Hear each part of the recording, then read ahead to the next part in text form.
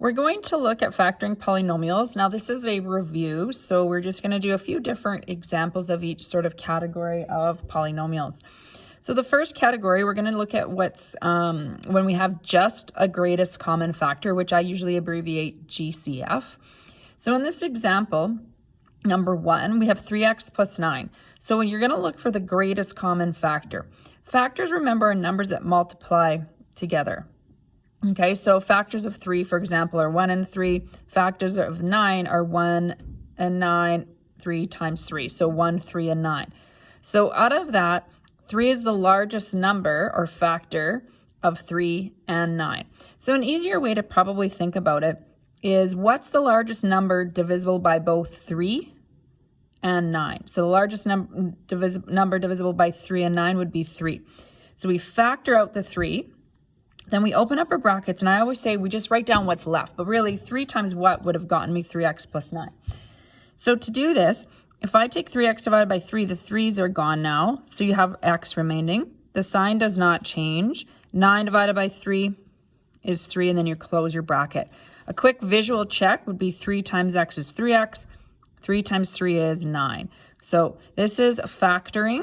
The 3 would be the greatest common factor. Let's look at number 2 with variables. So if you've got variables, you're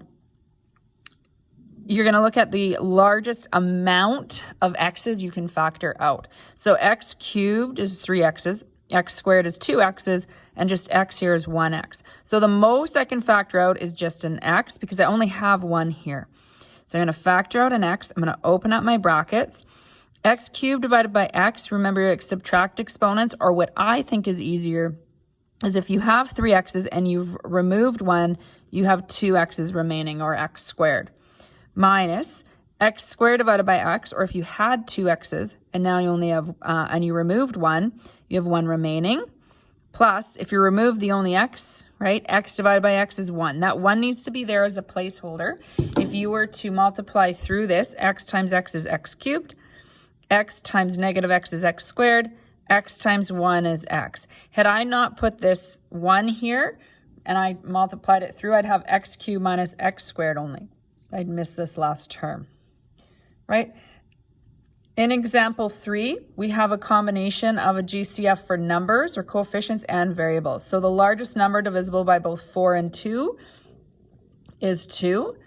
And then the GCF for x squared and x, the most you can factor out is just 1x, or x. Open up your brackets. 4 divided by 2 is 2. X squared divided by x, or if you had 2 and you only have 1 remaining, is x. Plus 2 divided by 2 is 1. X divided by x is still 1, or 1 times 1. Or you can look at it as if 2x is factored out, that's what you have here. You have 1 remaining. So 4 and 5 are just a couple more that are very similar. So before watching the next video, I would like you to try factoring 4 and 5.